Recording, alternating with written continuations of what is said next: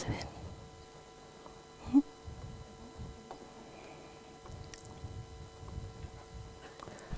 ¿Empezamos? Uy, hay como un retorno. No. Ah, eres tú. Sí, mejor para ver cómo va la gente. Vale, muy bien. Bueno, pues buenos días. Bienvenidos y bienvenidas a este seminario, a esta conferencia que ha sido organizada por la Comisión de Igualdad de la Facultad de Física y por el grupo especializado de Mujeres en Física. Quiero daros las gracias a los que estáis aquí, también a las personas que están conectadas a través de Zoom. El grupo de Mujeres en Física suele organizar webinars y este es uno de nuestros webinars que luego podréis acceder a él a través de la web del canal YouTube del grupo especializado en Mujeres en Física. Bueno, es un placer tener hoy aquí a Adriana Minor García. Es física e historiadora, lo cual la hace súper interesante, un perfil muy valioso, porque con su formación en física conoce perfectamente nuestra área, y también como historiadora, ¿no? Hizo su maestría y su doctorado en Historia y Filosofía e Historia de la Ciencia, pues es capaz de situar la ciencia o la física en contextos históricos, sociales y sobre todo de género, como el que nos trae aquí. Pues actualmente es investigadora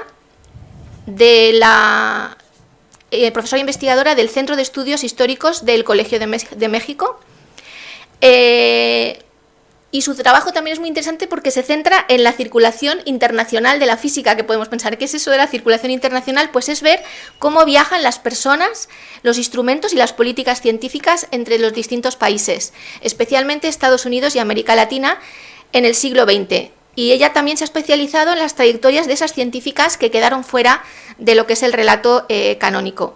Bueno, ha hecho numerosas estancias en muchos países, Brasil, Estados Unidos y en España en concreto.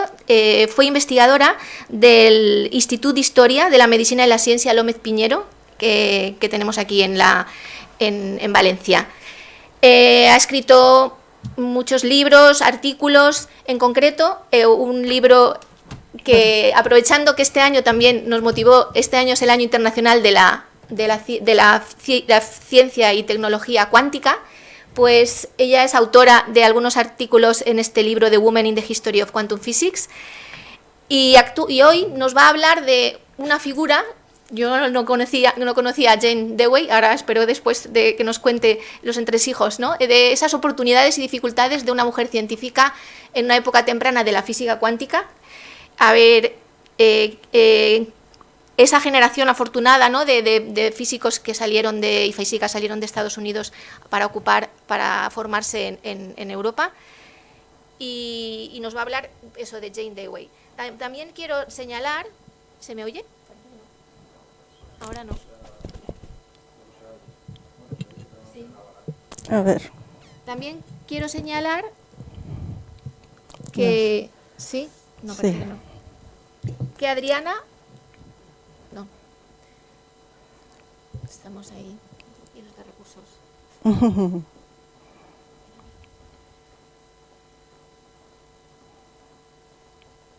Ahora, no, es que está todo como apagado. Bueno, pues vale.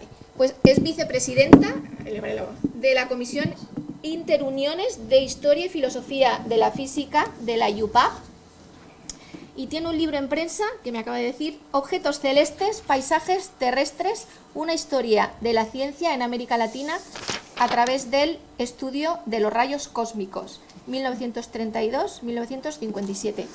Bueno, pues ya os dejo con Adriana. Muchísimas gracias por venir a nuestra facultad. Bueno, primero quiero agradecer a todos y todas que están aquí hoy, y en especial a Paz García por invitarme a compartir mi trabajo con el grupo especializado en mujeres en física. Me voy a parar porque así veo mejor la presentación. Bueno. Pues sí, les vengo a hablar de un capítulo que escribí para este libro editado, que preparamos un grupo de historiadores, historiadoras, filósofas y comunicadoras de la ciencia. En realidad nosotros nos empezamos a reunir en 2021, un poco en el marco de los preparativos para la celebración del centenario de la mecánica cuántica, de lo que después se aprobó como el Año Internacional de las Ciencias y las Tecnologías Cuánticas, que por cierto fue una propuesta presentada por la delegación mexicana ante la UNESCO en 2023 y después en 2024 esa propuesta, una vez habiendo sido aprobada por la UNESCO, fue llevada a la Organización de las Naciones Unidas a propuesta de Ghana, de la delegación de Ghana.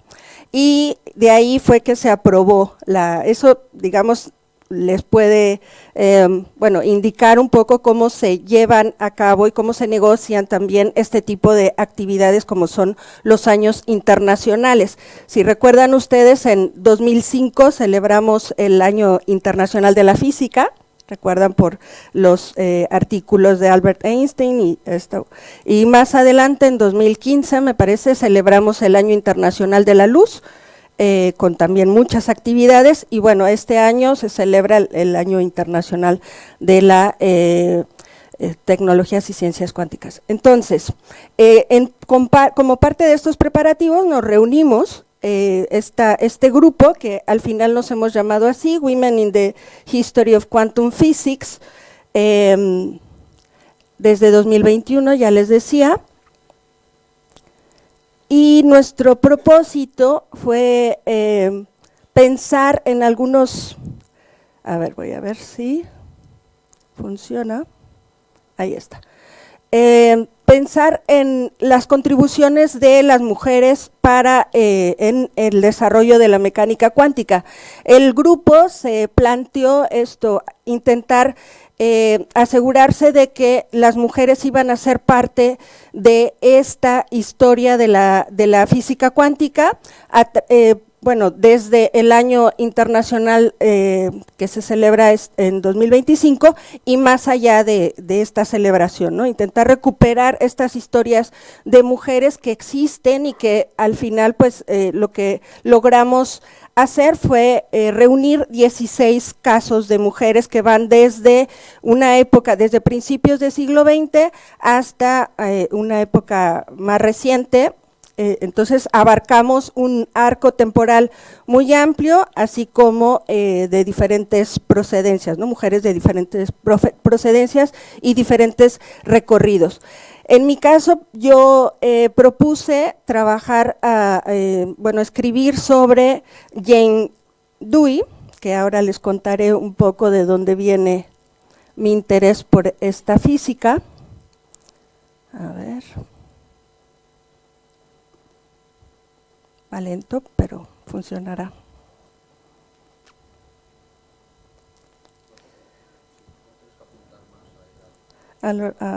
Sí, a ver, ahí.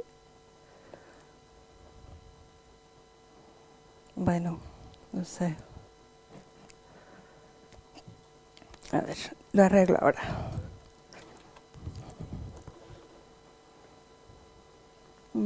Perdone. Voy a… no sé qué ha pasado. Ahí está.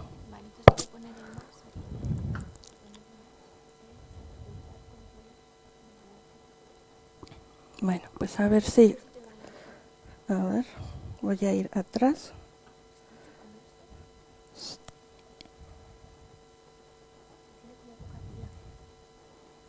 Ahí está, creo que… a ver… desde aquí. Bueno, vamos a hacerlo así. Bueno, en realidad yo detecté, digamos, un caso singular a través de una investigación que comencé para mis estudios de doctorado. En el doctorado yo me interesé por la trayectoria de un físico mexicano que se formó en Estados Unidos alrededor de los años 20 y que fue uno de los primeros físicos en el Instituto Tecnológico de Massachusetts, donde él había estudiado el doctorado, que se interesó por la mecánica cuántica. O sea, es una época muy temprana de la la mecánica cuántica, había muy pocos especialistas en Estados Unidos que supieran y entendieran lo que estaba pasando en este tema, y uno de esos primeros físicos en Estados Unidos que empezó a investigar fue Manuel Sandoval Vallarta. Manuel Sandoval Vallarta es de origen mexicano, ya les decía, pero él se forma, estudia el doctorado en física en Estados Unidos. Mi interés fundamentalmente era intentar saber quién era y qué representaba como físico para el desarrollo de la mecánica cuántica y de la física en Estados Unidos. Antes, ya la pasamos toda la presentación. Para atrás. Sí, no pasa nada. Bueno, ahora ya vieron mis diapositivas. Bueno, entonces, indagando un poco sobre qué era la física en Estados Unidos en estas primeras décadas del siglo XX, intentando saber quién era Sandoval Vallarta en Estados Unidos en esta época, en parte yo investigué bastante sobre quienes se habían formado en los principales centros europeos de física y en particular del desarrollo de la mecánica cuántica en la década de los 20. Entonces, una cosa que me encontré en un libro que es muy importante, que ya estaba va a estar en la diapositiva siguiente, es una relación de esos físicos que se fueron, ya les digo, a estudiar a los centros europeos, entre los cuales está Manuel Sandoval Vallarta. Hay varios físicos más reconocidos como John Slater, de quien hablaré a continuación, pero yo lo que quería ver era, identificar un poco a Sandoval Vallarta allí, ¿no? En ese contexto. Y efectivamente, en esta relación, ahí lo ven, lo subrayé aquí abajo, y es, el único latinoamericano dentro de este grupo, y también había una única mujer, que es Jane Dewey. En parte así empecé, ¿no? Le identifiqué que había una mujer de la cual no se sabía, o yo no sabía nada, y en los libros que empecé a leer pues tampoco se hablaba mucho de ella, solo algunos detalles, y entonces un poco mi inquietud salió de allí. Luego, también haciendo otra investigación, tuve la oportunidad de ir al archivo de la Fundación Rockefeller, el Rockefeller Archive Center, donde, investigaba otras cosas, pero encontré una carpeta que era la solicitud de Jane Dewey para una beca de lo que se llama el International Education Board, que es, fue una comisión muy importante que becó, digamos, a los físicos que se puedan imaginar más importantes de la época, como Niels Bohr. Le dio esta institución le dio el dinero suficiente para que se construyera luego el Instituto de Física Teórica de Copenhague, que se crea en 1923. Entonces, el dinero para construir eso salió de esta institución. Y además de eso, pues dieron muchas becas, ¿no? Entre ellas, Jane Dewey quiso tener una beca, envió su solicitud, y en esa carpeta, pues, más adelante hablaré un poco más de lo que encontré allí, pero encuentras documentos relativos a su solicitud, que por cierto fue rechazada, pero a mí me daba muchos indicios, ¿no? También para saber quién era ella, qué expectativas tenía, qué hacía en ese momento cuando solicita esta beca. Esos son mis indicios. Y en realidad les cuento esto porque en el caso de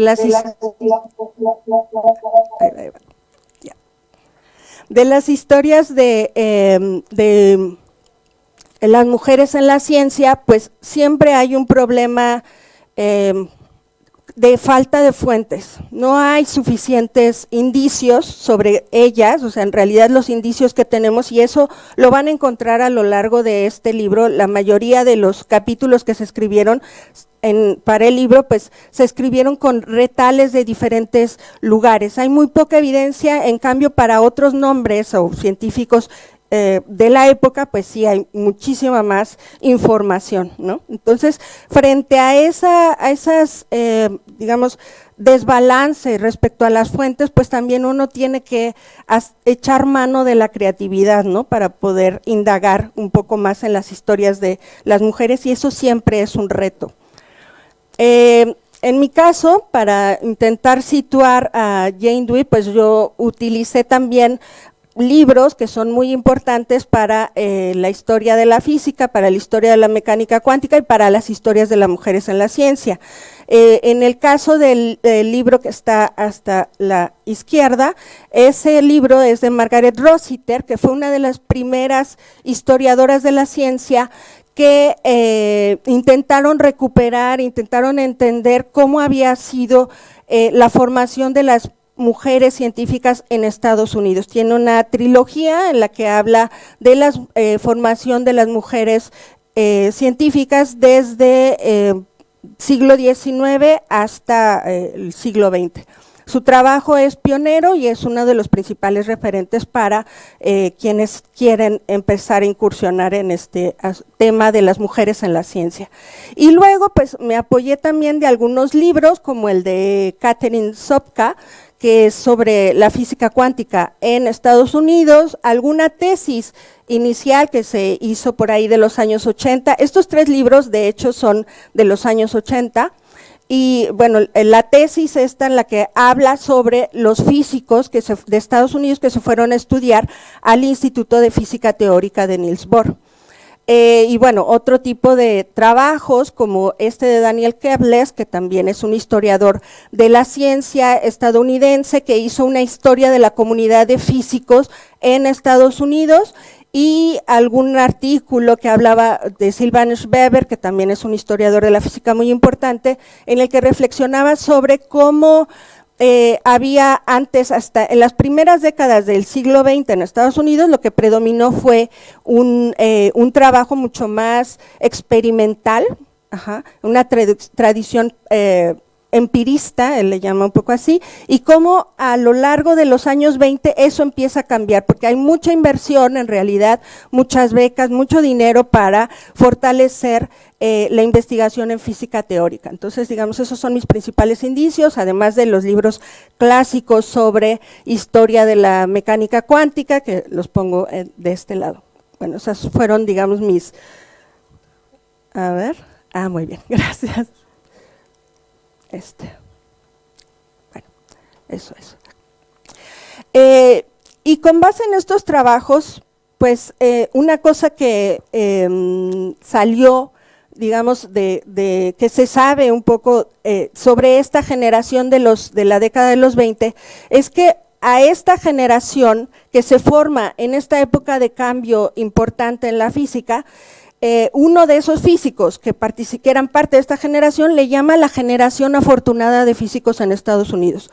Todos ellos que se forman en Europa, que regresan a Estados Unidos y que después de muchos de ellos, y sobre todo, o sea, pensando específicamente en aquellos que fueron a estudiar al Instituto de Física Teórica con Niels Bohr, todos ellos, al volver a Estados Unidos, tuvieron asegurado un puesto de trabajo en las universidades y departamentos de física que se estaban creando en aquella época, excepto Jane Dewey. Entonces, un poco ahí vamos viendo el panorama, ¿no?, de quién es esta generación y qué diferencias hay. Yo les pongo aquí a John Slater, que es uno de estos físicos, y aquí pongo a Jane Dewey. Esta foto es de una reunión de la American Physical Society de 1930, en parte un poco para indicar las semejanzas y diferencias con respecto a esta generación. John Slater, él nace en 1900, Jane Dewey también, ambos son originarios del estado de Chicago en Estados Unidos. Ambos son hijos de profesores universitarios, en el caso de John Slater, de un profesor de lengua inglesa, y en el caso de Jane Dewey, de un profesor de filosofía, de quien hablaremos a continuación, muy importante, muy famoso. Ambos estudian realizan los estudios de digamos, de formación como físicos, científica inicial, en el estado de Nueva York, y luego se van a hacer estudios de posgrado al área de Cambridge, en el estado de Massachusetts, él a la Universidad de Harvard, ella a la Universidad de MIT, y ambos van a estudiar luego, después en su etapa postdoctoral, al Instituto de Física Teórica de Niels Bohr. Al terminar esa estancia, John Slater regresa a Estados Unidos y empieza a trabajar en la Universidad de Harvard, y luego lo contratan como jefe de departamento de física en el Instituto Tecnológico de Massachusetts. Y luego, pues ya veremos a continuación que en el caso de Jane Dewey su trayectoria fue mucho más complicada en términos de intentar establecerse en la disciplina.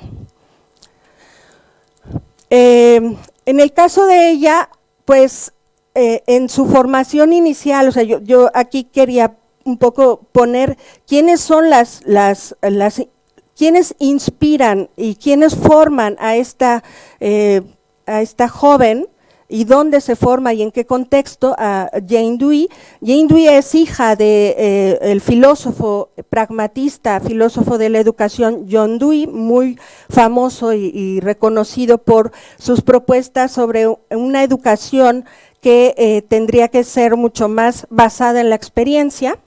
Eso es un cambio en la manera de educar importante. O sea, él era un reformador de la educación, pero no solo él, o sea, él en realidad pertenecía a un grupo mucho más amplio de finales del siglo XIX, principios del siglo XX, que están preocupados por pensar en otras maneras de enseñar, ¿no?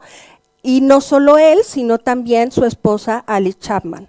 Luego ellos se trasladan a Chicago, y en Chicago, donde él trabaja en la Universidad de Chicago, se juntan con este grupo de reformadoras de la educación, como en el que está Jane Addams y Mary Rosette Smith, y en conjunto crean una escuela que le llaman la escuela laboratorio. Y esta escuela laboratorio quería ofrecer, ya les digo, un tipo de enseñanza más basada en la experiencia, pero también ofrecer educación a sectores de la población menos favorecidos, y inmigrantes, mujeres. O sea, en realidad era un contexto de digamos, de personas que estaban preocupadas por ampliar las opciones para las mujeres y para grupos marginados en Estados Unidos, ¿no? Entonces, en el caso de Jane Dewey, pues ella, a pesar de todas las dificultades a las que se enfrentaban las mujeres a finales del siglo XIX para tener acceso a la educación, en su caso ella, digamos, se educa en su infancia con esta gente, ¿no? Que son, digamos, ella no tiene obstáculos en su entorno familiar para educarse, sino todo lo contrario, ¿no? O sea, ella tiene este contexto, viene de este contexto familiar y personal. Y de hecho, ella se llama Jane Mary Dewey en honor a Jane Addams y su pareja Mary Rosette Smith, ¿no? Lo cual también te indica, digamos, bueno, su nombre en sí mismo ya es una declaración de intenciones, ¿no? Jane Dewey, cuando su padre se traslada a trabajar en la Universidad de Columbia en el departamento de filosofía, pues se va con toda la familia, y ella estudia ya en su época, digamos, de pregrado en la Universidad de en Barnard College, que es una universidad para mujeres. O sea, en esta época muchas mujeres, o sea, el acceso a las universidades estas más famosas, Harvard, MIT, etcétera, del Ivy League, pues estaba bastante restringido para las mujeres, pero en cambio estaban las universidades para mujeres. Una de ellas es Barnard College, que está asociado a la Universidad de Columbia, ¿sí? Estas universidades, cada una de ellas tenía, digamos, su contraparte para la educación de las mujeres, y en el caso de Columbia era Barnard College. Ella se forma allí. En esta universidad de mujeres, digamos, yo no tengo muchos indicios de cómo fue su formación en esta época, ni cuáles fueron sus principales influencias, no lo sé, pero lo que sí sé es que en esta época, en Barnard College, quien dirigía el departamento de física era Margaret Malby, que es una de las primeras, es la primera mujer que obtiene el Bachelor of Science en MIT. Y es la primera mujer en obtener el doctorado en la Universidad de Göttingen. O sea, también hay, digamos, un entorno de mujeres que son pioneras, ¿no? Y que, bueno, yo he leído algunos artículos que hablan sobre Margaret Malby, en donde se indica que ella se preocupó por fomentar las vocaciones científicas entre las estudiantes de Barnard College. Entonces, no lo sé, pero es una hipótesis, puede ser que Jane Dewey haya tomado al menos algún curso con Margaret Malby, ¿no? Ella obtiene su grado en ciencias en 1922 y al terminar estos estudios se traslada a MIT.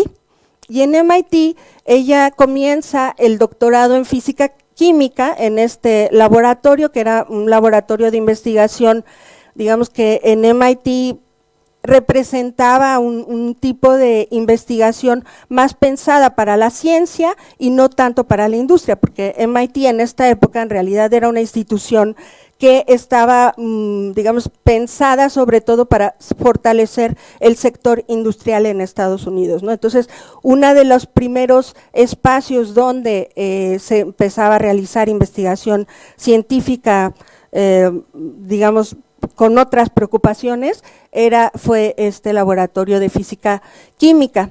En este momento, en 1922, además, en el departamento de física había 3 jóvenes instructoras de física, solamente. Esta es una imagen del departamento de física del MIT, y cuando se entrevista, bueno, hay entrevistas a algunas de ellas, Dorothy Weeks, a quien les mencionaré más adelante.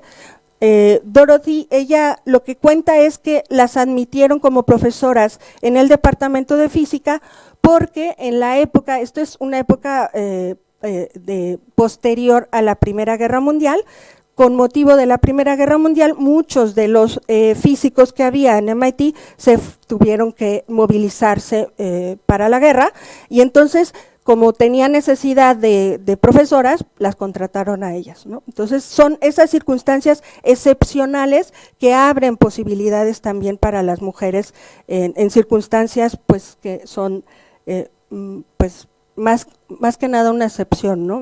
No algo que ocurra habitualmente.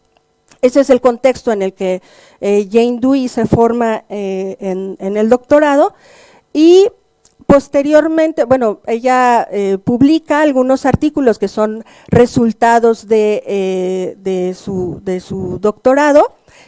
Una cosa llamativa es que ella se casa en 1925 y en Estados Unidos ustedes saben que se adopta el apellido del esposo, ¿no? En el caso de ella, aunque se casó y todo, siempre firmó con su apellido paterno. O sea, siempre, como autora, siempre fue Jane Dewey. A pesar de que siempre le llamaban, habitualmente después de casarse, le llamaban por el apellido del marido. Pero ella firmaba como Jane Dewey.